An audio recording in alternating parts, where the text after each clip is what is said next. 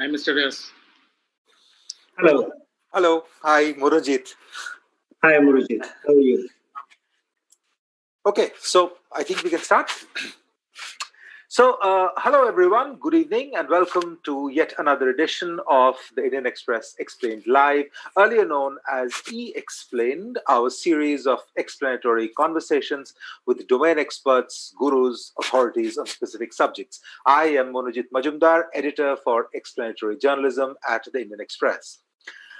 Explained is a project that is rooted in news, but it goes beyond just the news. Explained is context and background, it is connecting the dots, it is explanation. It is what gives you a richer, fuller, more complete understanding of what's going on in the world around us. Today, we are talking about jobs, or the scarcity of jobs, in the time of COVID-19. We are in the middle of an unemployment crisis.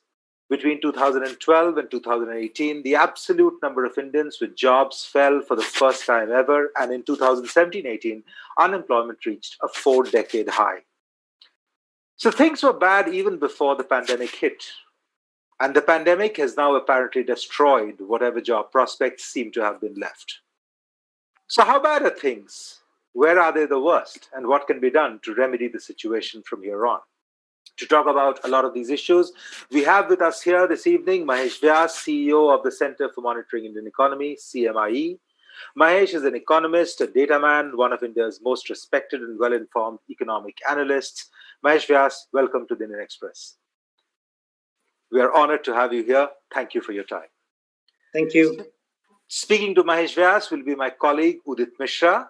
Udit will start with a short presentation to essentially lay the ground for the discussion that will follow. Thereafter, Mahesh and he will have an explanatory conversation for about 45 minutes or so. And then we will open the floor for a limited number of questions from the audience. Thank you for joining us, all of you, and welcome once again. Udit. Thanks, Manojit.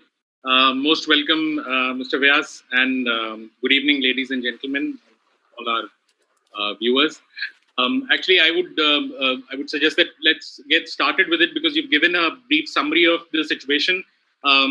As you also underlined, the job situation between 2004 to 2011-12 to 2017-18 has steadily worsened.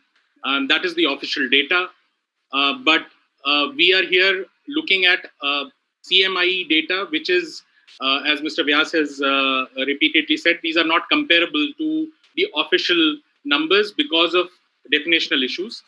So let's start with the most important question, because everybody is now looking at what has CMIE, which conducts these surveys on a weekly basis and looks at unemployment and employment data. What has CMIE found about the state of jobs in India over the past 5-6 months since the COVID pandemic has sort of deepened with every passing week? So my first question to you, Mr. Vyas, is essentially that. Give us an understanding of what the data is telling you about jobs, both employment data and unemployment figures. Thank you, Udit, and thank you, Indian Express, for inviting me to share my thoughts today with your audience. There is a marginal difference between the official statistical machinery that generates the employment and unemployment data and the CMI machinery. The difference is not very large, and I hope we can discuss that a little more. But first, I'll answer your question, which is, what is the job situation today? And to explain that, I would like to step back a little bit to say, what is it that we need to be looking at? So, the headline number is usually understood to be the unemployment rate. And if the unemployment rate rises, then we all get, very worried. But I think for a developing country like India, and a country like India where a large part of the employment is in the unorganized sector, and there are many other characteristics of the Indian labor market, the unemployment rate is not the most important indicator to look at. There are other indicators, and not too many of them. And there are just three that I'd like to pick and explain and show what the situation today is. I think one of the good starting points is the labor participation rate, which is how many people of all the people who can work are actually willing to go out there and work. How many people are saying, I want a job, I'm willing to work, I'm looking for a job, I've got a job, as against those people who are saying that, no, I'd rather stay at home and cook and take care of children. I'm not getting into the labor market. Now, those people who are willing to come into the labor market and look for jobs, they may get jobs, they may not get jobs.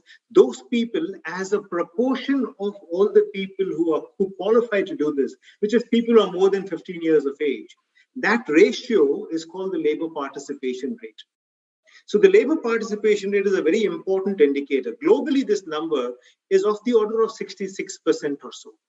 So all countries put together, we get a number of around 66%. Where are we in India? According to us, we're at a pathetic 41%. Where were we till recently? 50%. We have come down even by government official statistics that the labor participation rate is falling. And I think that's an important number to look at. Unemployment rate is not all. So look at what's happened to the labor participation rate. It was around 50% till recently. Then in around 2016-17 or so, or 17-18, according to official statistics, it came down to 48%. We say it came down to 46%. Small difference, but still a significant difference. Now, in recent times, it's come down to 43%, which is in 2019-20, the labor participation rate was down to 43%, and now it is 41%. It went down all the way to 35% in April when the big lockdown hit us, and is back to 41%. But mind you, 2% down compared to 2019-20, just appreciate this number. The total working age population in India is 1 billion people. People who are 15 years and more is 1 billion people. You shave off 1% from it, you're shaving off 10 million people from the labor market. So if you knocked out between 2019-20 and now, 2% of the labor participation, you knocked out 20 million people. They don't even get counted in the unemployment rate. So I think the first important thing I'd like to tell everyone is that the labor participation rate itself, which was 50%, is down to 40%. Imagine the number of people who just exited the labor markets. That's stressful. We require more hands to be working, and we're getting lesser hands as a proportion of all the people who qualify to work. And the second thing, of course, is the unemployment rate. Of all the people who come into the market to work, how many do get jobs and how many are left without a job? Traditionally in India, this number used to be 2 to 3%. We had famously an unemployment rate, unbelievably, but nevertheless, it was true that we had an unemployment rate of only 2 to 3% because most people in India couldn't afford to remain unemployed. So the NSSO surveys have over years, over decades, shown us that the unemployment rate in India was of the order of 2 to 3% till the PLFS, the Periodic Labour Force Survey of the Government of India, came out and said in 17-18, this number had risen to 6.1%. Now, CMI has got a similar number of the same period. We're not differing too much of them. We are of the order of 6% as well in 2017-18. Now, this number in 2019-20 went up to around 7.5% or so. And in the pandemic lockdown, we saw it rise to 23.5%. That's huge. A quarter of the people who are seeking jobs were unable to find it. And mind you, the number of people seeking jobs itself came down very sharply. Double whammy. Lesser people looking out for work, and even those who are looking for work not getting jobs. This 23.5% remained there till June, and then it came down. We're down to 8.5%. But 8.5% on shaving off of 2% labor force. Now, if you take a combination of these two, the number that I think is most important and the most relevant number for India is the employment rate. How many people are actually employed? Forget the unemployment rate. That number is down to 37.5%. It was 39% in 2019-20. It was a little more than 40%, 43% or so before that. So only 37.5% of the people today are employed of all the people who can work.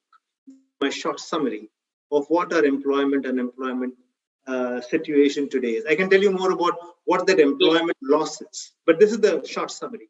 The one obvious question is that, why is it that the labor force participation rate is falling in India? A lot of people have said that, more women are studying or more kids are studying for longer and stuff. So what is it that, in a country like India, fewer people are actively seeking jobs? The largest problem, of course, as you rightly pointed out, is the unwillingness or difficulties that women face in joining the labor force. So this number has fallen even according to official statistics, and we show this fall far more steeply compared to the official statistics, is that women are unwilling to work. Just take the difference. The labor participation rate for men is of the order of 75%, 72% according to us. According to official statistics, males is 75% and women is 25%. That's a huge difference.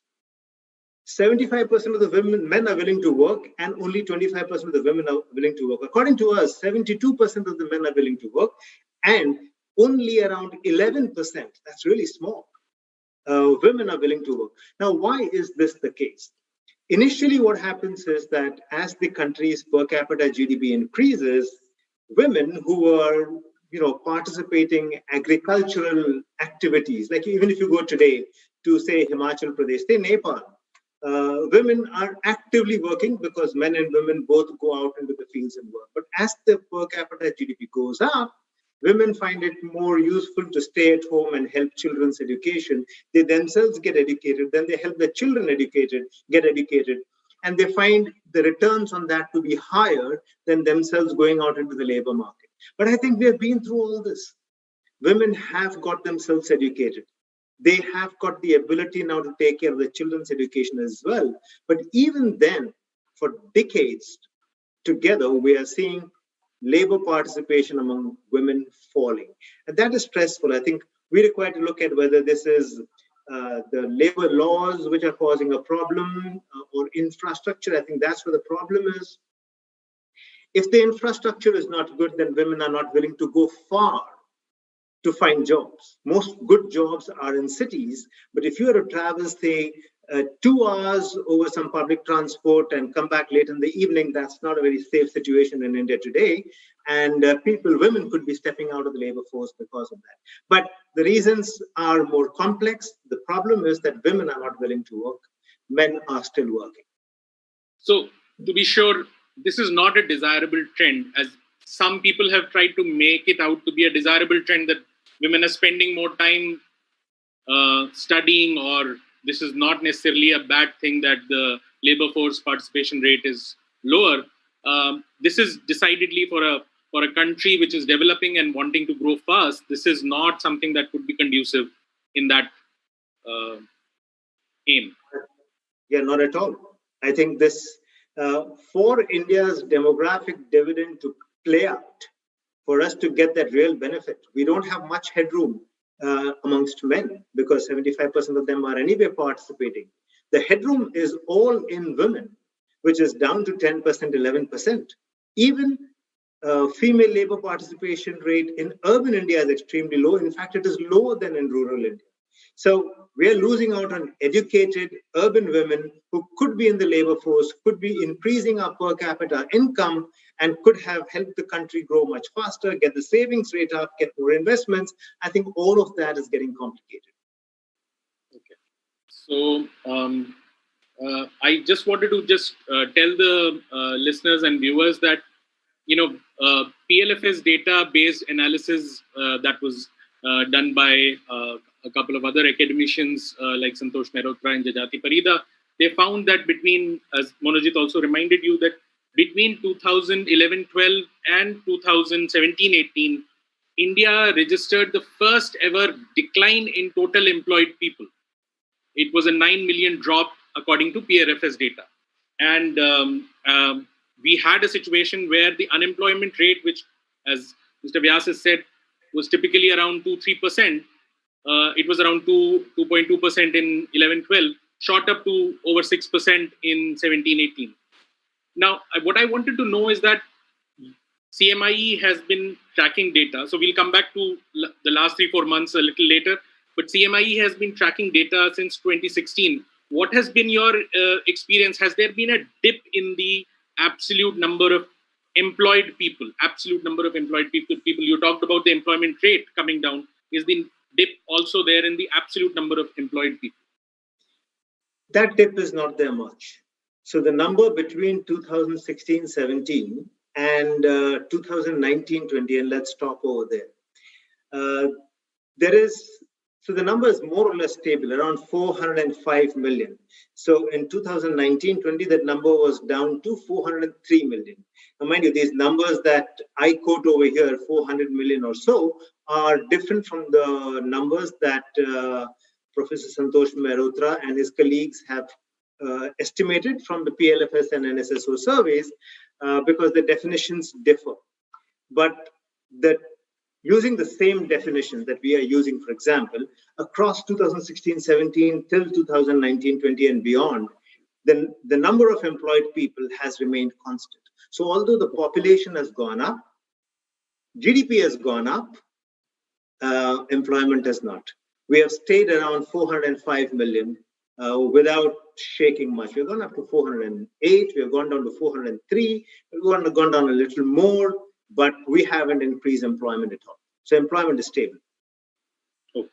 Now, coming back to, again, there's a lot of reader interest on about what has happened to jobs, and especially jobs in rural areas or urban areas, and then age-wise distribution of job losses. So if you could just share with us, what has CMIE data shown you in terms of employment and unemployment across categories, educational attainment levels or occupation patterns? So what has been the experience?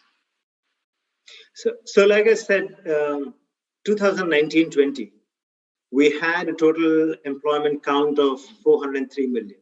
Okay, and the lockdown came in end of 2019-20. So let's count April. April is the first full month that saw the hit of lockdown on labor markets. And the 403 million, I use that as a benchmark, we lost 121 million jobs in the month of April. That's a huge hit. So like 30% jobs just vanished in that 1 month because of the lockdown.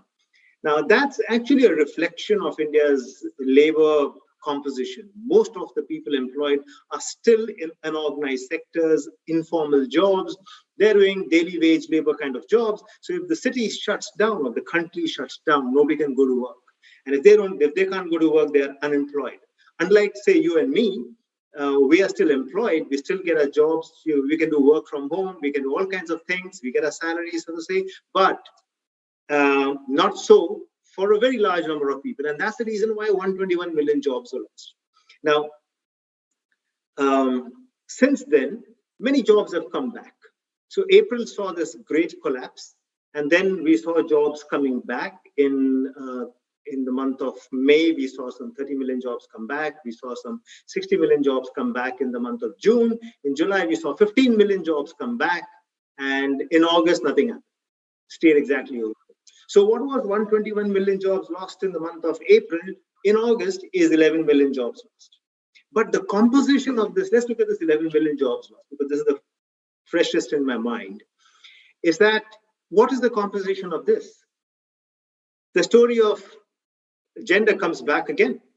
11 million jobs lost. Of them, 7 million jobs are of men. 4 million jobs are of women. The proportion of men and women is very highly skewed in favor of men.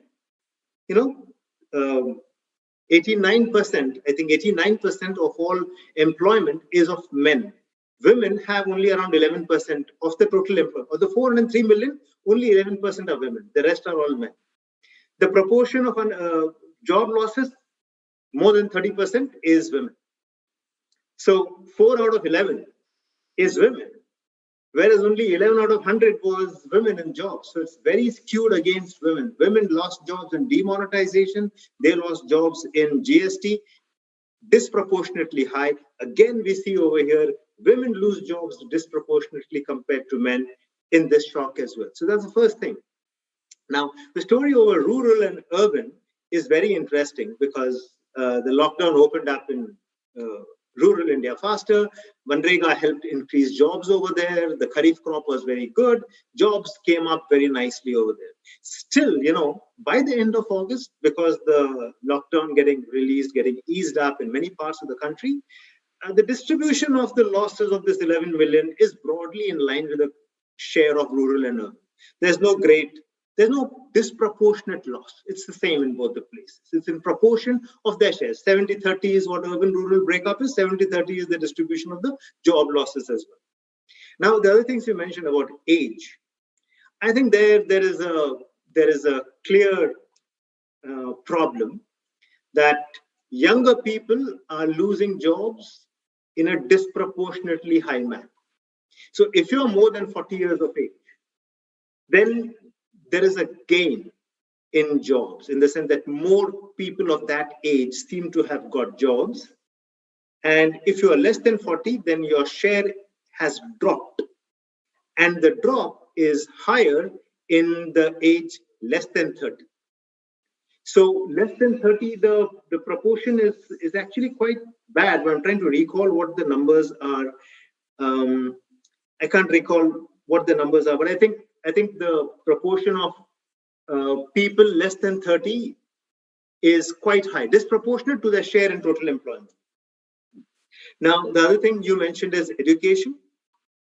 Here, what has happened is people whose education is less than 10th grade have lost jobs. People whose education is between 10th and 12th grade have gained jobs, but all those who are graduates and more have lost jobs.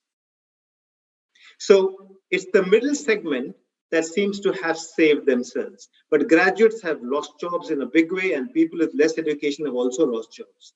The story is most interesting in the occupation breakup, which is what I've written a lot about recently. So I can tell you that story a little more graphically. So what happened is that 120 million jobs were lost in the month of April. 90 million of those jobs were of daily wage earners. 17 million of those jobs were of salaried employees. 18 million of those jobs were of business people. And farmers gained 5 million in the month of April. So what happens? A person working in a factory loses his job, goes back to his village, neighboring village, possibly in those days, and declares himself to be a farmer then. So farming is the place where you find all the disguised unemployment, right? This is what happened in April. Now, slowly as we progressed, we saw that in the month of May, farming employment increased a lot more because Kharif sowing was turning out to be good. Manrega was helping rural employment as well. All jobs have repaired. Business jobs have come back. Daily wage earners who lost 90 million jobs have now got a deficit only of about 7 or 8 million now. But look at the story of salaried jobs. Salaried jobs, the deficit was 17 million. That grew slowly to 18 million, and by August, that is 21 million. Total job losses are 11 million, but salary jobs losses are 21 million, and this is the only category that is seeing job losses. Farmers have seen a gain of 14 million. Small businesses have seen a gain of 7 million. So you see small shops, small entrepreneurs, farmers are seeing gains. These are all informal. They could be all disguised unemployment. You don't have a job, you go and sit in your uncle's shop and say, I'm employed over there. But salaried jobs are all getting lost. Those jobs, mind you, if you lose a salaried job, it's very difficult to get it back. These were all, let us say, campus placements. We are seeing job losses in less than 30. If you got a job in a campus placement and then you lost it, it's extremely difficult to get it back. So even those who are going to come into the labor markets now are going to find it extremely difficult. So I think the stress is in salaried jobs, and I see that going ahead as well. That's my little story of what's happened right now. Those various cuts that you asked for. Right. Now, I'll get back to the issue of salaried jobs and these entrepreneurs that you talked about and the sort of disguised unemployment that is there now in agriculture. And it is really sad to see that a country like India, which wanted more jobs in the manufacturing and services sector, now is seeing a surge in the agriculture sector, and it will have its own problems in the times to come. But one thing, again, the jobs issue has been doing the rounds for a while. As all the data is showing that there was a certain stress on this issue, and we have lately had an argument that the EPFO data is showing tremendous improvement, and that it's showing new jobs are getting created. And yet many other experts have raised issues with the EPFO database right now. There is a certain amount of duplication and other issues. So I wanted to check with you, how do you read the EPFO database? Because it's not exactly like the payroll data in the US. So if you could speak and sort of explain to us how to make sense of the EPFO database. Okay, you pointed to problems with the EPFO data. One is duplication, and the other, this is not like the payroll databases that are used in the US or other developed countries. So the first point regarding duplication was a serious problem in the past. I'm given to understand that this problem has been kind of rectified. So they have kind of sorted out this duplication problem, and I trust that that duplication problem could be out of the way. The new problem, though, is that there is tremendous revision in this number. So if you look at a number that's released by EPFO today, and in the third week, fourth week, they do release their number, and you see it again after a month, you'll see some huge variations. So interpreting that number is extremely difficult. I mean, if you see a marginal change like 5%, plus minus 5%, and that's a lot in an aggregate number, but still, if you even if you give margin of 5% error, it would be okay. But this is very big variation. So you basically cannot use the number to get a trend out of it. That's a problem that I see when I try to make sense of the EPFO number. A few weeks ago, I wrote about the EPFO numbers because I wanted to see what our survey is saying, what the EPFO numbers is saying. And within less than a month, that article I wrote was useless because the EPFO numbers were changed dramatically after that. So this is a hazard. You just can't, write something, say I understood this, and then the data gets revised so dramatically that all that you said is all out of the window. Now, it's not like the payroll at all. The advantage of the payroll systems in the US or in other developed countries is that a very large number of people in those economies are actually organized employed people. They're in the organized sector. They are formally employed. The system of getting into the labor market, getting a job, getting registered in the payroll is applicable to almost the entire non-farm sector. And the payrolls are all about non-farm. And less than 5% of the people over there are in the farm sector. So you're actually calculating numbers quite comprehensively if you're looking at the payroll. That's not the case over here at all. For us, the payroll is an extremely small proportion, though growing proportion, of our entire employment. The other problem is, this is not, if there's an increase in the EPFO registrations, it's an increase in registrations. It's not an increase in employment. Now, if this has been said several times over, but I'll repeat it, that if there was a unit which had, let us say, 19 people employed, and then one person got added and it crossed 20, then all the 19 have to get registered with EPFO according to the law. So EPFO will show as if 20 more people came into EPFO, whereas actually one additional job was created. So, this is a serious problem, and the government has, for very good reasons, been on a drive to make people register into EPFO. So this confounds the inferences you draw from the trend, you will believe that registrations are going up, therefore employment is growing up, but actually this is a government drive to motivate people, to bring their people into the EPFO and so help them do savings. So there are too many complications, too many revisions which render the EPFO data actually not suitable for analysis as yet. I hope sometime very soon these numbers do become more relevant. So speaking of the government, this is a question that a lot of people have asked at different platforms. The big idea in response to COVID and the disruption that COVID did to the economy, coming from the government, was the Atmanirbhar Bharat Abhiyan package. And there were several parts to it. It looked like a rather amorphous bunch of issues that it threw up, but now it has sort of become a buzzword. Now everything is related to Atmanirbhar Bharat Abhiyan. And I wanted to understand specifically from the perspective of jobs, because there are a certain set of policies that Atmanirbhar Bharat would sort of adopt in terms of being so-called vocal for local and choosing certain kinds of policy choices. And I wanted to understand what you make of it in terms of jobs, whether it will create more jobs, and if so, in what sectors will it save jobs, existing jobs? How do you sort of understand this whole package?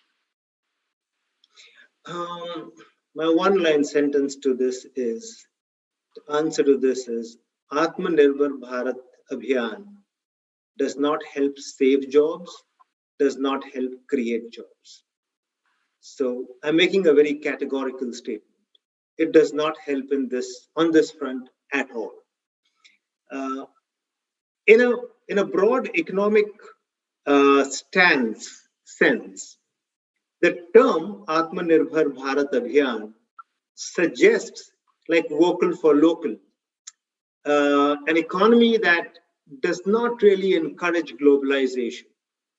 Although nothing said in Atmanirbhar Bharat Abhiyan seems to suggest that, but the heading does, excepting I think there's one clause over there which says that you can't have global tendering or something of the kind is there. You can't call for global tenders, which I think is counterproductive.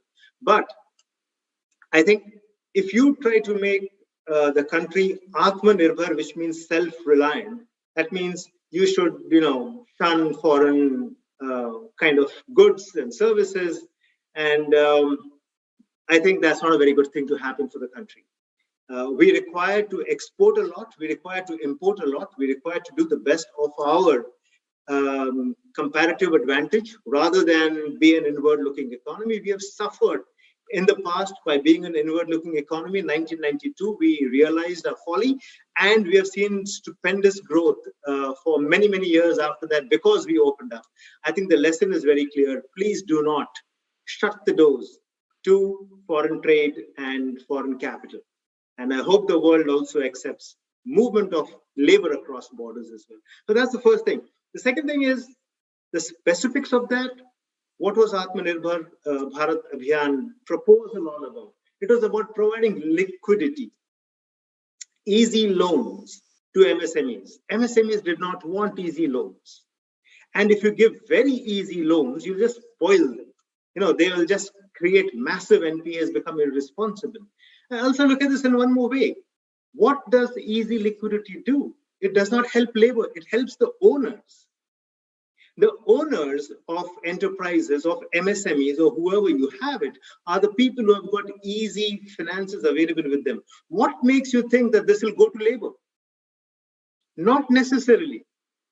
They could use it for settling anything, or they can even run away with it because anyway, this is very easy loan. So I think this is getting it wrong. It's not good for labor at all. Now, you're talking about EPF just now. What did Atmanirbhar Bharat Abhiyan say? That it will pay the Provident Fund monies 12%, 10%, whatever that is. That was even reduced to 10% afterwards. Now, by doing this, whom was it helping? the owners of the company. It was not helping labor. Now, today or yesterday, we learned that the government is not going to pay workers the full 8.5%. So the owners were given the benefit of saying, we will pay on your behalf for the labor, but we will pay on behalf of whom? Of the owners of the companies. And today the workers are saying your 30.35%, we will, it's a little uncertain, but maybe in December we'll decide something. I think Atmanirbhar Bharat Abhiyan is certainly not helping labor. It is trying to help enterprise. It is trying to help, therefore, entrepreneurs, but not labor. And I make that distinction because I would want to see all actions you make. Does it work in favor of labor or not? Does it strengthen the ability of the huge labor of India to get channelized properly? None of that seems to come forward in the Atmanirbhar Bharat Abhiyan. So, I mean, this is a very relevant point you've made, but the Prime Minister has gone on record to repeatedly extol the virtues of wealth creation and wealth creators, even in the Independence Day speech a year ago. And the hope is that we will create many more entrepreneurs as against labor. And, speaking to a lot of students, there is a general sense I got that they were very eagerly looking forward to a scenario where, the local for vocal episode and this whole push for entrepreneurship will create jobs for them, not just will create a market for them, and there will be prosperity. And this is a very crucial thing for because many of our viewers are students, for us to understand exactly why is that thing. You talked about entrepreneurship going up, but you also mentioned about the nature of entrepreneurship. So if you could link with what the data is showing you in terms of what is the kind of entrepreneurs that we are creating, and whether the Atmanirbhar Bharat package will that sort of help the entrepreneurs, these young kids coming out of colleges and wanting to start their own enterprise. I think the government's intentions, directions, actions have all consistently been in favor of enhancing entrepreneurship in the country. So systematically, we have seen the government and the Prime Minister himself right from the front saying we want to create job providers, not job seekers. I think this is whether the Prime Minister said it or the other parts of the government said it, but I think this has been said very often, and I think even the Prime Minister has said it, that we want to create job creators and not job seekers. I think that's very noble. That's very nice. We should be having lots of entrepreneurs in the country. Mudra loans have been given out, and there have been many other attempts being made to promote entrepreneurship. The result is that in 2016-17, according to our data, we had of the order of 55 million entrepreneurs. And today, that number stands at 78 million. Good growth. I mean, 55 million to 78 million in about 5 years or so is not bad. But the number of salaried people has remained stable at around 85 million. Now, if you have a lot of entrepreneurs coming in, if you have 20 million more entrepreneurs coming in, then they should at least be employing a few people. And entrepreneurs will employ people, providing them good quality jobs. If these entrepreneurs cannot create employment, they are only creating employment for their own selves. Now, my understanding is if the entrepreneurs grow and salaried classes do not grow, it means that the people who are claiming that they are entrepreneurs are very similar to the people who are claiming that they are farmers. It is disguised unemployment. This entrepreneurship is very likely disguised unemployment because they cannot provide employment to anybody. They can take a small little thing and do a small little thing, but they can't survive for too long. So unless this entrepreneurship over at least 5-6 years multiplies into providing good quality jobs, that entrepreneurship is useless. So I think it is important for us to say that when we provide education to our young population, We are preparing them to enter a labor market which will offer them good quality jobs. After they have got some experience in good quality jobs, they may qualify to become entrepreneurs of a kind that can provide jobs to others. But initially, they have to be provided jobs. Entrepreneurship is not a solution to jobs. You have to provide good quality jobs first and not the kind that we are getting right now. So I think I would appeal to the younger crowds, to the young people stepping out of college today, that it is very important to seek employment and stepping out to becoming entrepreneurs before you get job, before you get experience. You could very well do it. I mean, there are many famous cases of them doing it, but you're taking a little higher risk. If you have the appetite for that risk, I think it's okay. It's great. But most people don't have that kind of appetite for risk. It's better we get them good jobs. Right. And a related question is about, because, the first response in everything is that what about government jobs? Why isn't government giving us jobs? And I just wanted to ask you about that issue, because we have reached a point where now we have massive stirs across several states where state governments have been pushed by people to reserve jobs for the locals of that state. And that has the potential to become a sort of a massive political problem across the country, where people in one state do not want other people from other state to come, and that could have its own impact on the overall growth process. So it is very important to understand what is the nature of the pie here. What is the role that the government can play in terms of how many jobs can it actually give? Because we are also, on the other hand, looking at a scenario where government doesn't have as much resources. So if you could speak and explain about that.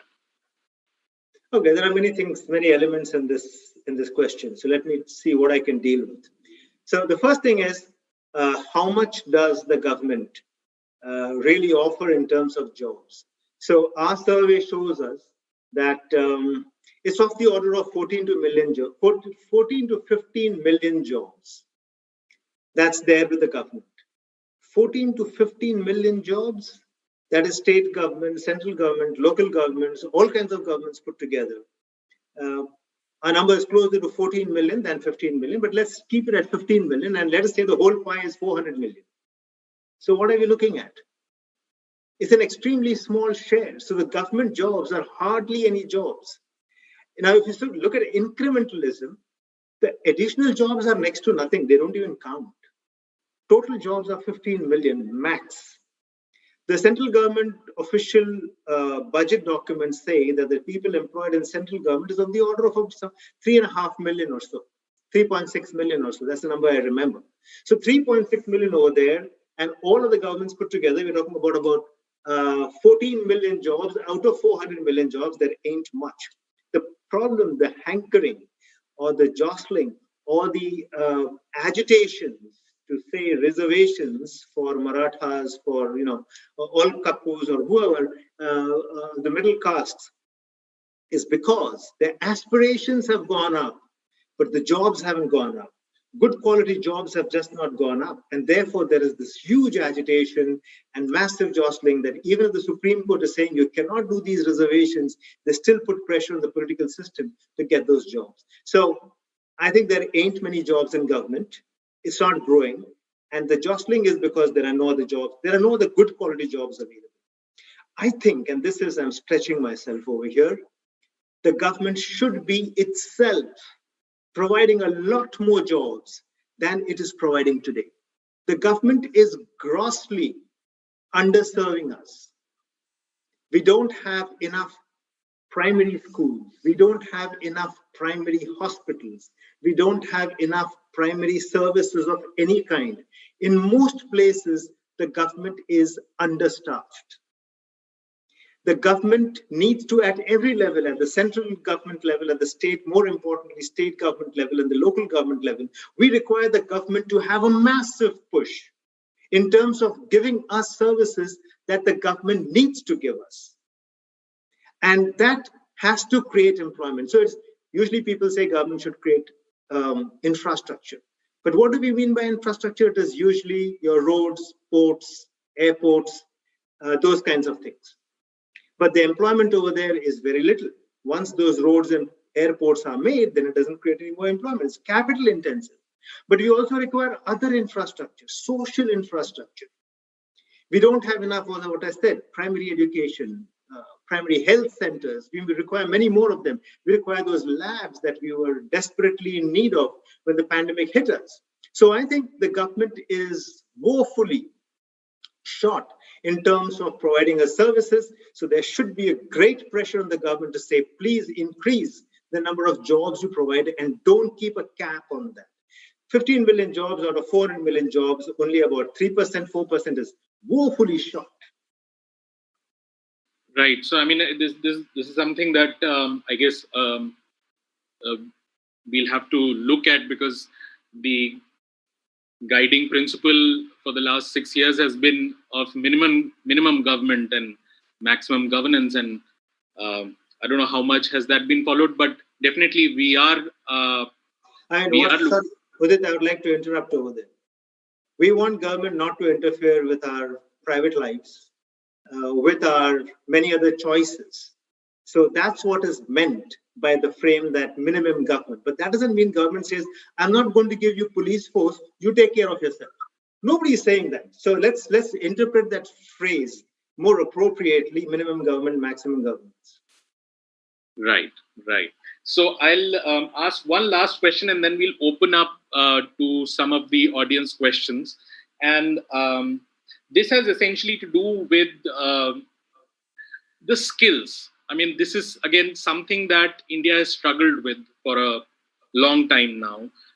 We've tried a lot to try to reskill our people or skill up people. We've sort of continuously struggled with a huge number of unemployable people.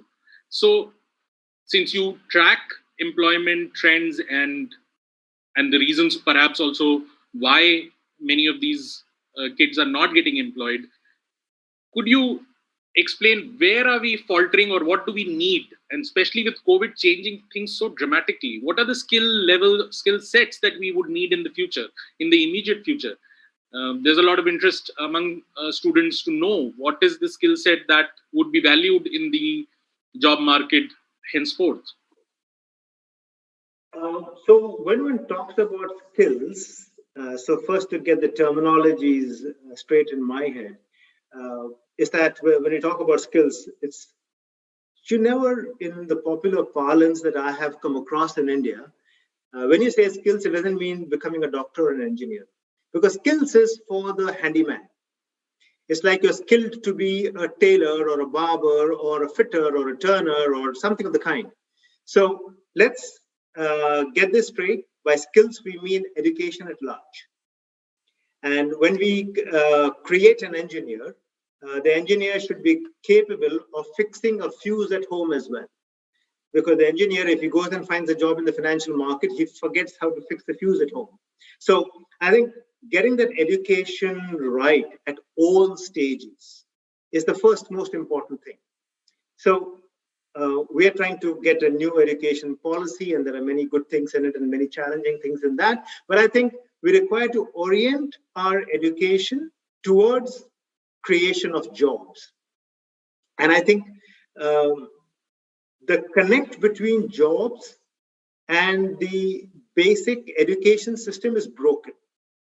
Long ago, let me say in my age, if I got a graduate degree, then I was reasonably assured of getting a job.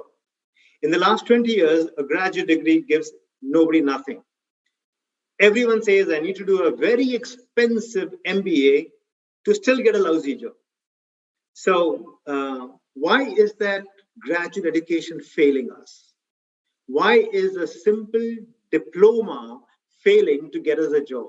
There is a problem in terms of not sufficient jobs getting created, but there is also a problem of the education system failing us. So I think we require to fix that. We require to reorient the education system and the entire skilling process to ensure that there is a better linkages with job, better. Everyone who hires a person says, okay, You have an NSTC certificate. That's a way of you getting people to me. Then I got to skill the person. Okay, you got an engineering degree and I come and take you from placement, but then I'll put you into a 6-month, 1-year training process. Why do the companies have to spend so much money in training them? That's just a waste of 1 year of a young, energetic resource. And that's on the current supply side. But my suggestion to the younger generation is something which lays the responsibility in their lap. The skills required will change in your lifetime multiple times over. So just forget that the education you got, even if it was from the best engineering colleges or the best MBA schools, is going to guarantee you a good job for your lifetime. It's not going to happen. You will have to continuously re-educate yourself. The world changes dramatically in a working lifetime. So if you get a job at age 25 and you work till age 65, let's take that 40 years, you assume that the skill requirements will change at least 4 times over of a kind that will require you to go back and really study, not merely go and listen to people and get away with some buzzwords. So fortunately, education has been highly democratized. You can actually get a good course from the best universities in the world on Coursera and a whole lot of similar places. So the easy availability of very good education globally is what you should continuously hone your skill sets. And one thing that you need to do to yourself, all of us say that when I finish my graduation, I will get a job worth so many rupees, then it will grow and I do a CARG on how that number is going to keep growing. And then I will have an asset. I'll have a house, I'll have a car, then I'll have a bigger house, and then I'll have an outhouse, and so on and so forth. All that is good. There are dreams, good dreams. But let me add one more thing. Please say, at the end of every year, make a listing of your assets. Those assets are, I know that skill. I acquired a new skill this time, and on my own. It's not in the company. It's not any company who will give you this. You need to keep on increasing your skill assets, your knowledge assets. If you do that, you will be relevant. And if all of us do that, the country is going to boom. But if you don't do this, if you leave it to some external environment to solve the problem, your company, the government, your family, your friends, are going to work.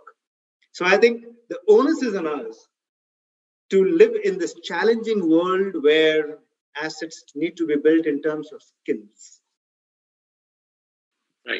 Right. So let's open up.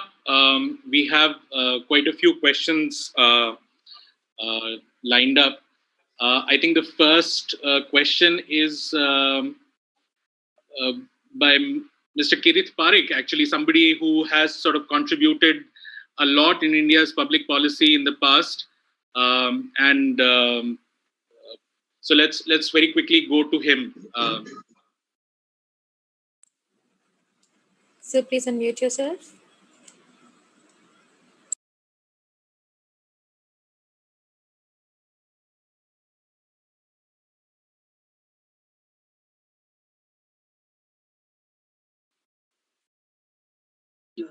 Okay. Can you hear me now?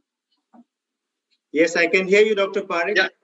Yeah, Mahesh, the major problem I have is what could the government have done to prevent such a steep fall in employment? And a corollary to that is what should it do now to quickly boost up employment? What concerns me is that,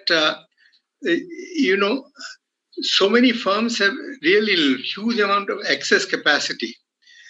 They are not likely to increase on their capacity or invest for new capacity. So I don't see how new jobs are going to be created unless we really open up export market and close imports in some sense, like toy making and so on, as where you can say lots and lots of people can be employed. But I see very little scope for that. What is your opinion on that? Dr. Parekh, as you know, I am not a policy prescription person.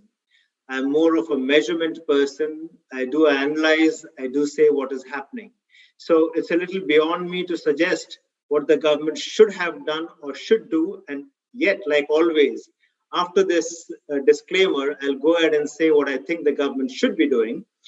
Um, by stopping imports, we do no good to the consumers of this country. We do no good to even the small enterprises who require those inputs to continue working. We do no good to all kinds of enterprise and all kinds of consumers. This is what we have learned in the past. The best thing to do now for the government is to spend money. And the government is making a gross mistake by not being willing to spend money. This year, so far, the government has spent money, central government, which is just 11% higher compared to a year ago. This is business as usual. And this is after 5 months being in the pandemic, the government refuses to spend money. Now, you know, sir, you've been an great economist all your life. And if aggregate demand is not supported by government spending, no consumption can grow up. So you may make as many toys as you want, but the households don't have the income to actually go and buy them. So this is not going to work. What's going to work best is to spend money into building infrastructure and spend money into spurring consumption. The faster we do that, the better it is. But becoming Atmanirbhar by stopping imports is counterproductive. And it will not be easy for us to ever remove this back. So are we going to go back to high tariff and non-tariff barriers on imports? It's going to be extremely counterproductive, sir. Right. So this is very crucial because I'm just an allied question on this is the whole movement towards a more protectionist stand on trade, whether it is RCEP or any such trade. What do you make of it? RCEP was one area which a lot of experts thought this was one part of the globe which was not as affected by COVID also. So perhaps growth, as we can see from China's data, however we might discount it, that region might actually spring to life quicker than any other part of the world. And if we were part of that stream, that would have helped us. What do you make of the trade aspect? I think when it comes to trade, when it comes to foreign trade, you have to first ask yourself, are you really competitive? Who are we losing out to today? To Bangladesh, and not to say this in any derogatory manner, but we had no business to lose to Bangladesh because we were in a better position than them a decade ago or so. So why are we losing out to Vietnam and to Bangladesh? We are not losing to a Korea or a Japan or a China or somebody else. We are losing to people who we had no business to lose out. So we are not competitive. We are not globally competitive. So if we are saying that we will benefit from trade, I think it's a very long shot. I think we should do that, and we can do that not by closing doors. So I think our biggest advantage is that we have a very large market over here. Why are we letting this market crumble? Why are we letting, for example, our very preliminary estimates are, very, very preliminary estimates are that in the month of April, incomes were half of what they were a year ago. Why are we letting this happen? No country in the world can spring back easily if you leave this halving of household income in a year's time and say that we will be globally competitive. It won't work. It goes back to what I think Raghuram Rajan said when Make in India was first talked about, where he said, I think Make for India would perhaps be a more wise strategy. But anyway, let's go to the next question. It is by Sarthak Singh, and he's a student. Let's patch through Sarthak. Hello, am I audible? Yes, Sarthak, go ahead. Good evening, sir, and thank you, Mahesh sir and Udit sir, for such great insights to the, such jargon where to the layman people. My question primarily being of that about the thing you talked about, labor participation rate. Like, does it include those people who have retired during the period, as well as the people who are turning into entrepreneurs? And my second question being that does a job loss mean that those jobs are not feasible anymore by the companies to manage, or does it mean that we have totally, as you said, that those jobs are totally vanished, like they are not recoverable? And my question for this session was being that with such a large unskilled force, or the need becomes to make them skilled. So, how do you suggest we can make that happen without halting the economy, which looks to go into recovery mode? So, the labor participation, if a person becomes an entrepreneur, he's part of the labor force. So he's counted in. If a person is retired and is not willing to work anymore, he wants to lead a retired life, then he's not in the labor participation rate. There is no age bar. You could be 80, 90 years old and still be willing to work. If you're willing to work, then you're a part of the labor force. So that's the answer to your first question. How can people be skilled? I have answered that question in my earlier session. We require to repair our education policy to make it more relevant for skills required in the job markets. That's a larger problem for the country to solve.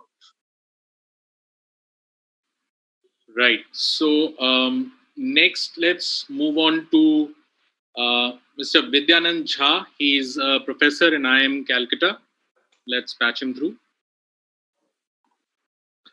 Yeah, so Namaskar, Mr. Vyas. It was a pleasure to listen to you, and I listened to you after almost 25 years. In those days, CMIE was, in today's language, just a startup. So the question which I had originally, you have answered it in some way, and later on, you also said you're the numbers person, not a policy prescription person. So let me frame my question properly.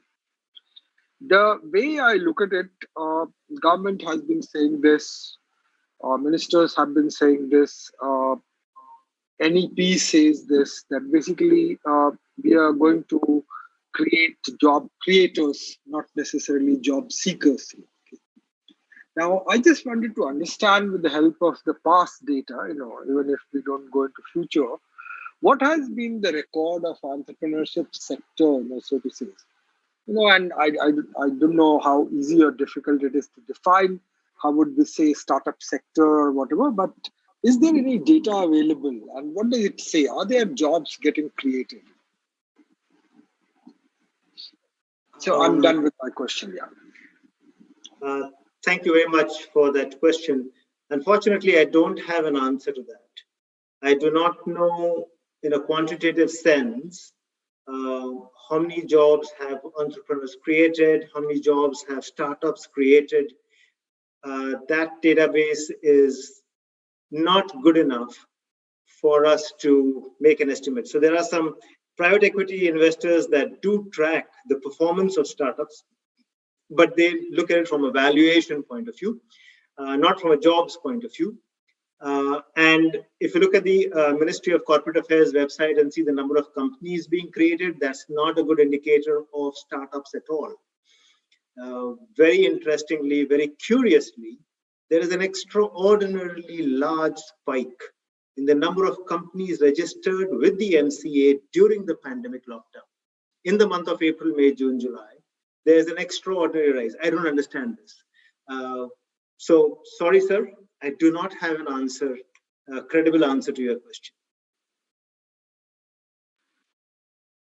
Okay, let's move on to the next question. It is by Mr.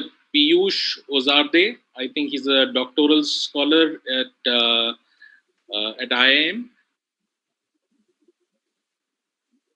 Hi, can you hear me? Yes. So thank you for your insights.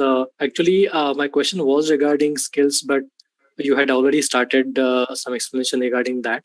However, I want to basically learn about the skill development aspect for those who are not seeking any graduation.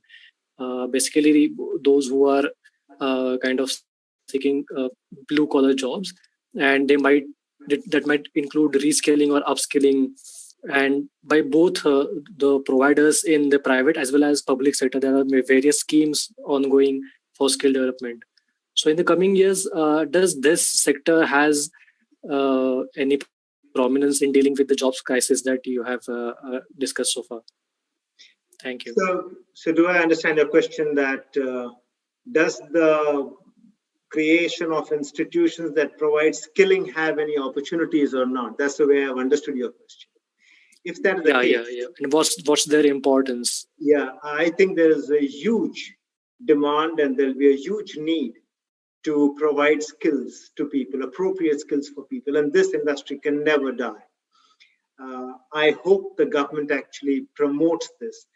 We have a National Skill Development Corporation that has a very extensive system of providing skills to people who are not joining the mainstream education, but would like to get into getting skills that can help them get jobs. I hope the NSDC system is strengthened. There are many challenges it faces, but I think we require a lot more in that direction to invest into creating institutions that can keep a hawk's eye on where do you require skills. And privately, there is a massive increase in all kinds of skills. I've suddenly seen a huge increase in people giving you baking classes. It's so beautiful. Baking classes in a lockdown period is what lots of people are signing up for. They may not become bakers, but there is massive scope for all kinds of skill creation, whether those are job-oriented or not job-oriented. And I'm sure the demand for job-oriented skills will be even larger. Thanks a lot, Mr. Vyas. Right. We next move to Vinita Hariharan, and she's actually from the Ministry of MSME. So let's patch her through.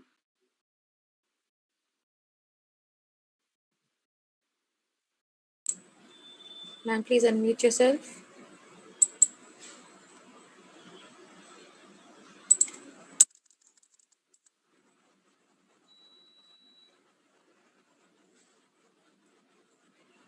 You can ask your question.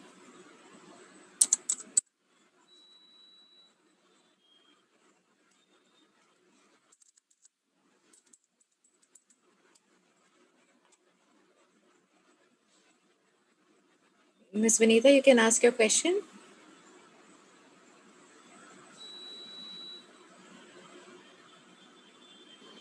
I think there's an audio issue. You can come back to. Yeah. Okay, let me just ask a question on the issue of wages. Now, I mean, both as an academic exercise of what will happen to wages as a result of the COVID disruption. What have you seen in the little while that we've had this disruption, and especially from the point of view of young graduates coming into the market, how would their earnings?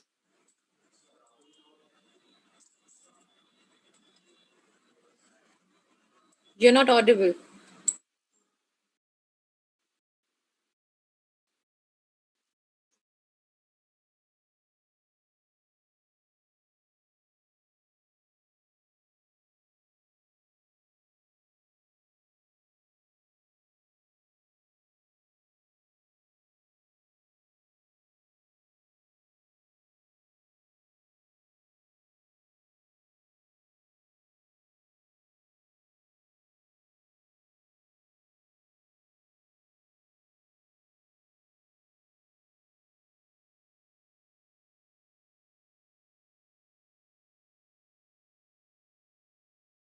We get to know last week's numbers this week.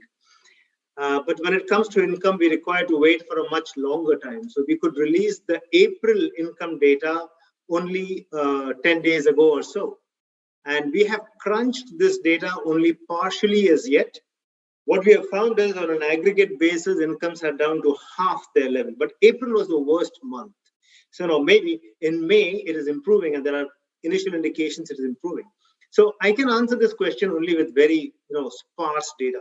There's another piece of data that we have in the same survey, which is not quantitative like the earlier thing I said, but it still asks a relevant question. It asks a household that compared to a year ago, has your household's income gone up, gone down, or stayed where it was? Now, in the past, and we've been asking this question since 2016, in the past, we have seen that usually 1/3 of the households tell us that their incomes have gone up compared to a year ago. And only around 7 to 8% of the households, closer to 8% of the households, tell us it has gone down. And the remaining people, which is the bulk of the middle, says it's the same as it was. Now, this kind of adds up because a large part of our workforce is informal, who don't have a certainty of the income going up. So this 1/3 saying going up, 10% saying not going up, and the rest of them saying is the same is what we have seen. What happened in April? April, May, June, July, August. This number fell to 30%, 33% became 6%, is down to 3% today. Only 3% of the households are saying that their incomes are higher than a year ago. These are clearly outlier cases. There could be 1 or 2 sample cases which have shown this, but it shows massive distress. What happened to those people who are in the middle saying that we are the same? They have fallen to less than 10%. So the bulk of them are saying, like 70, 80% are saying our incomes are down compared to a year ago. So now, combine this with the fact that employment has come back. For a large part, only 11 million jobs are lost. So jobs have come back. Income has not come back. What does this mean? That wages have gone down. Wages and all other non-wage incomes, excepting government transfers, have all gone down. Even private transfers have gone down. So I think there is a serious wage problem or a serious income problem that I see in front of us. Right. I think we have some more callers lined up. Let's move to Rajendra Narayanan. He's a professor in Azim Premji University.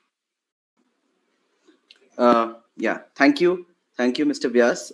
My questions, I have a twofold question. The first is the recent migrant worker crisis. One of the things it exposed, it shows very, it exposed to all of us is the complete lack of accountability as far as private contractors are concerned and government oversight of these private contractors, lack of implementation of legislations like the Interstate Migrant Worker Act or the Building Construction Workers Act, etc.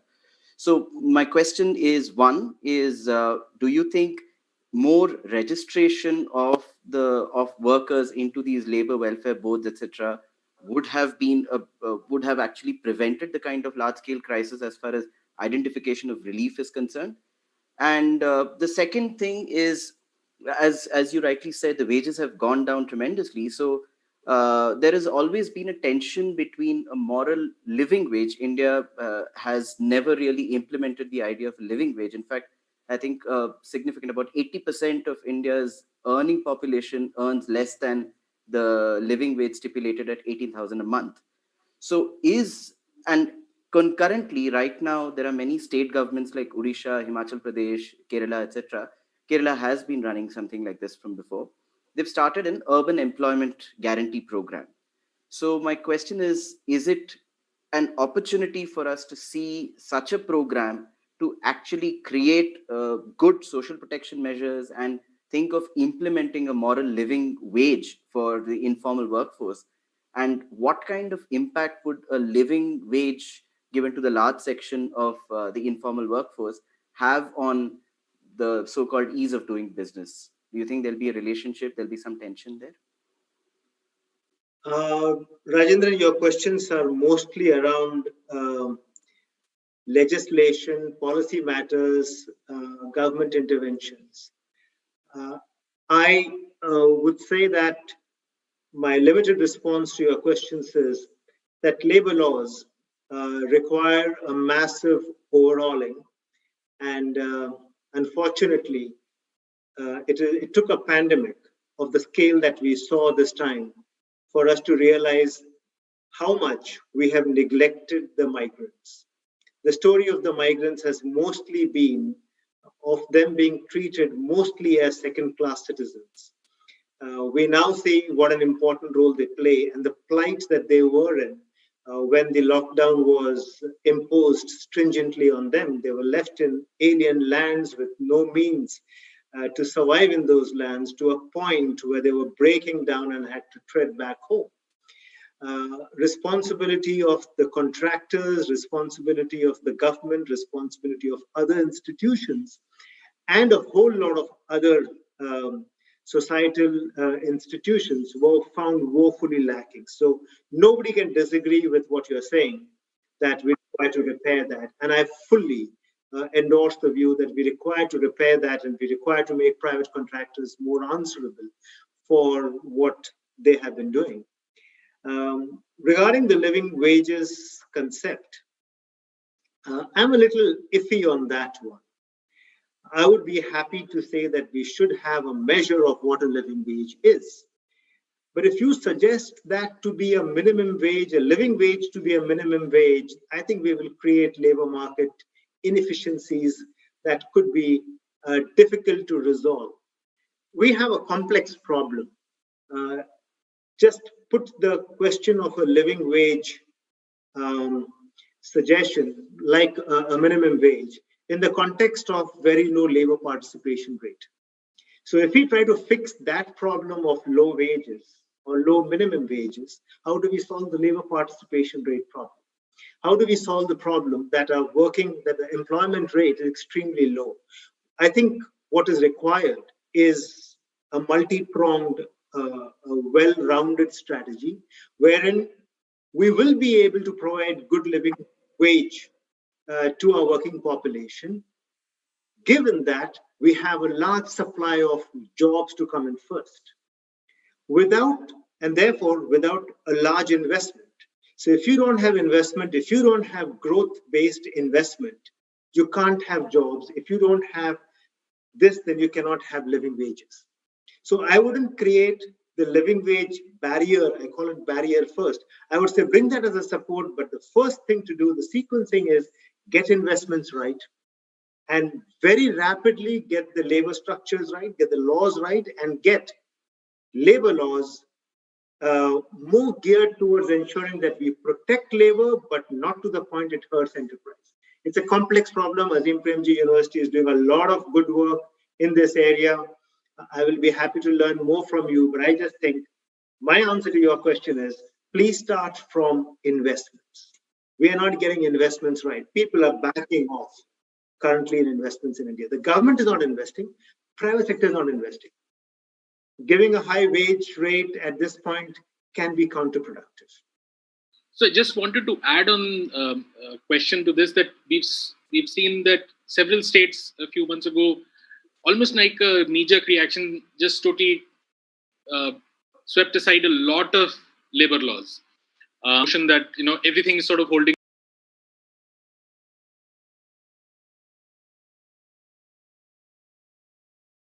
back. UP was a prime case, and now UP has sort of become the numbers 2 state in ease of doing business. I don't know how much of that has to do with the fact that they just totally removed all the labor laws. But is that something that you saw as a solution, or was that something that was likely to create a problem, just taking away? Even minimum wage laws were taken away.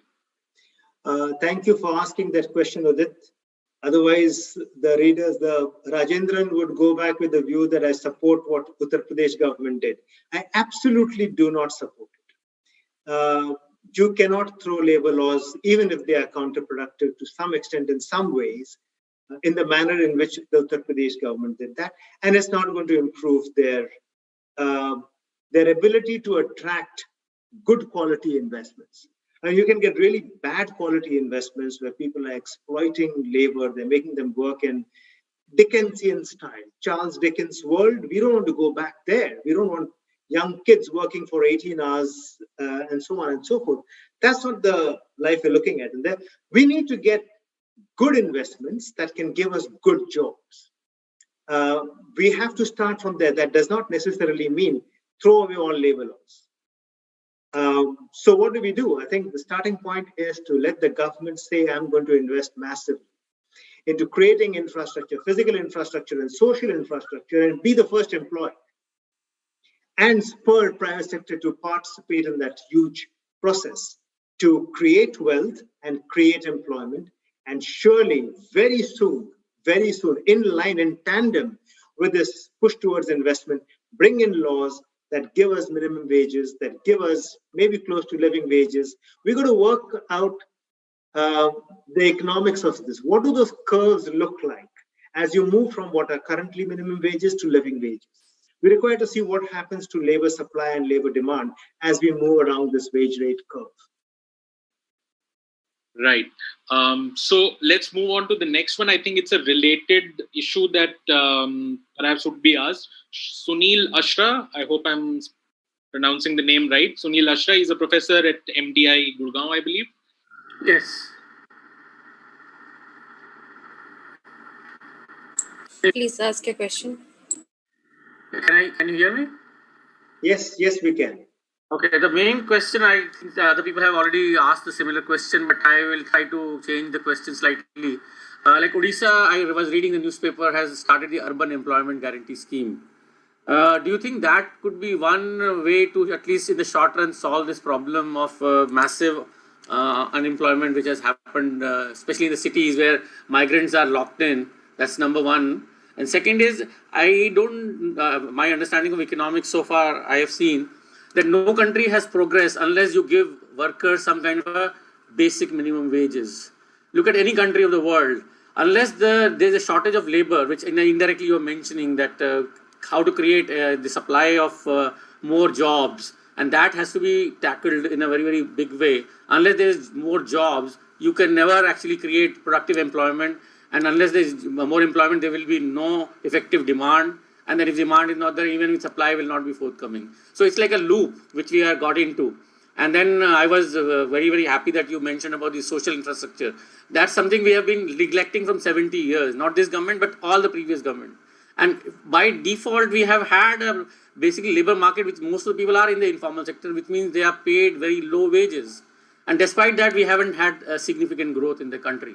So isn't that really a serious challenge that we are facing as a developing country, and we are really kind of not able to make our policy making, which should be, rather than only growth, employment plus growth. Like in 1946, when after the Great Depression, US had the full employment guarantee.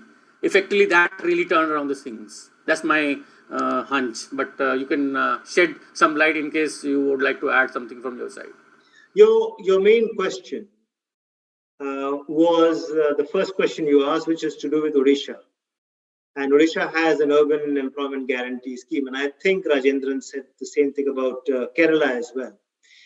I think the urban employment guarantee scheme was required in April. So I think we just did not get it right in April. Even the Atmanirbhar Bharat Abhiyan was announced in May, and that too in the middle of May. So we should have had these things in April. We should have acted as soon as we said lockdown. So we require urban employment guarantee schemes as well. But, and this is an important but, these cannot be long-term solutions. These cannot be structural solutions. We require to find structural solutions which come from massive investments. Investments that actually create the market for labor to participate in. People should be able to aggressively get jobs, lose jobs, migrate, go to the best place where their skills will work out. The government cannot be the solution to this. The government can only start it, spur it. It needs to spur it. So I would agree with an urban employment guarantee scheme in April of 2020, in May of 2020. Maybe by this time we don't require it. We only have a shortage of 11 million jobs. So we're just getting it wrong in many ways. I mean, Uttar Pradesh got it wrong by messing up the labor laws. Madhya Pradesh did that as well. And the urban guarantee schemes are coming far too late. The other point you made, Mr. Sunil, is more to do with the larger issues on how do we get our act together. And it's all about sequencing that we require to get investments right. We require to get government investment and then massive private investments of the kind that we saw in 2004, for example. What we saw in 1994, 95, 96 was a little rough, but nevertheless, it did spur growth. We did see government-led investments causing growth in the 97, 98 period. You know, all those roads being created by Atal Bihari Vajpayee.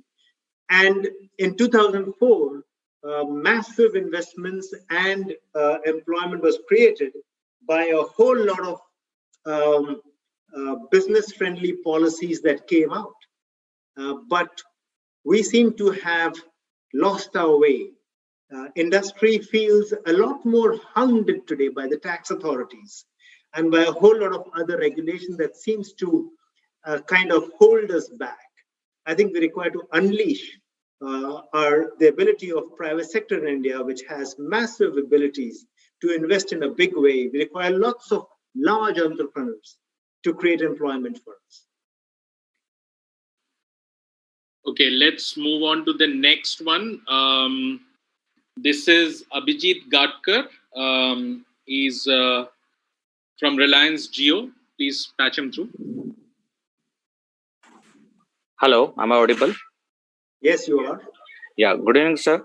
My question is do you think Indian economy still holds the tag of expanding large market to the world, particularly in the wake of extreme unemployment, and how does FDIs are looking into it?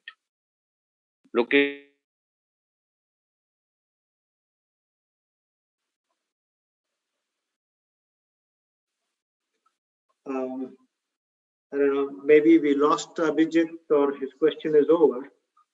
I understand the question to be whether FDI plays a good role in helping employment in India. That's right. Yeah, I think FDI does play a role, or rather I should say can play a role in spurring investments in India. And let me expand that. Whether it is FDI or it is domestic investments, what is important, whether it is government or private, Indian or foreign, it does not matter. The color of the money does not matter in the sense of it coming from any country. What matters is investments into creating new capacities. So I wouldn't give too much importance to FDI. I will give it as much importance to local investments. And mind you, traditionally, for all 70 years, foreign direct investments has played a marginal role, an important marginal role, but still a marginal role in total investments in the country. So I think it doesn't matter whether it is FDI or it is government money or it is private Indian money. What is important is investments. Okay, I think we're coming close to the time we have. I'll ask the last question, and this is something that again goes back to the first one about the state of jobs and unemployment. There's a lot of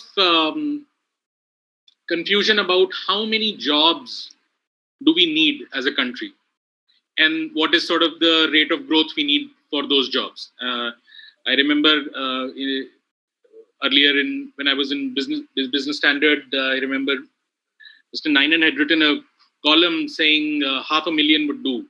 And then there are all kinds of other estimates. McKinsey has recently said 90 million over the next 10 years minimum, or 140 million over the next 10 years. So, I mean, just wanted to understand from you, what is the number in your mind that we need to create new jobs every year, and what is the growth rate that we must have to achieve that kind of job creation?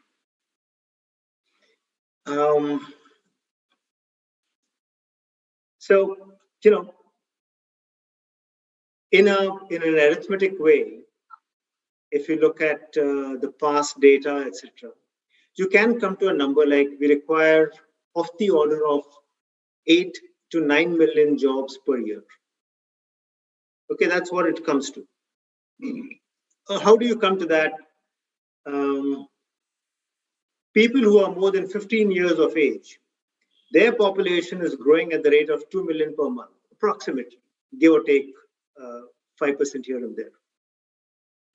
And we have a labor participation rate of around 40%. And you multiply this by 12, you'll reach around 9 million or so. So 2 million per month, you cut it down to 0.8 million per month because of 40% labor participation rate. And you multiply that by 12, you should be getting around 9.6 million jobs per year. So I think we require of the order of 9 million jobs if you are willing to accept a labor participation rate of 40%, which in my opinion is not acceptable. A. B, we have got about 35 million unemployed people right now. Are we going to leave them the way they are, or at least take some of them away into jobs? And we have a very low labor participation rate stock. How are we going to raise that labor participation rate from around 40 or 41% that we have right now to bring it close to 65% that the world has? So the number of jobs that we're going to create is really massive. It's not small, it's massive. If we want to really grow into becoming a high per capita or middle high capita income country, if we are willing to live in the conditions in which we are right now, we require about 6 to 8 million jobs per annum. That's going to be very poor. So the number of jobs we should be creating, and this is what we should be doing strategically for a country, is to say, how do I get my LPR up to 60%, 65%? Maybe a 5-year, 10-year perspective plan to get that right. And that's how we will be able to exploit our demographic dividend. Otherwise, we're letting it go by. Right. Thanks a lot. So we'll wrap this session. Mr. Vyas, I'm very, very grateful. And on behalf of, I'm sure, all the listeners and viewers, thanks for sparing your time and sharing with us your perspective and the brilliant insights that you had. And thanks again for being part of Explain. Thank you, ladies and gentlemen. We'll wrap up here. Thank you very much.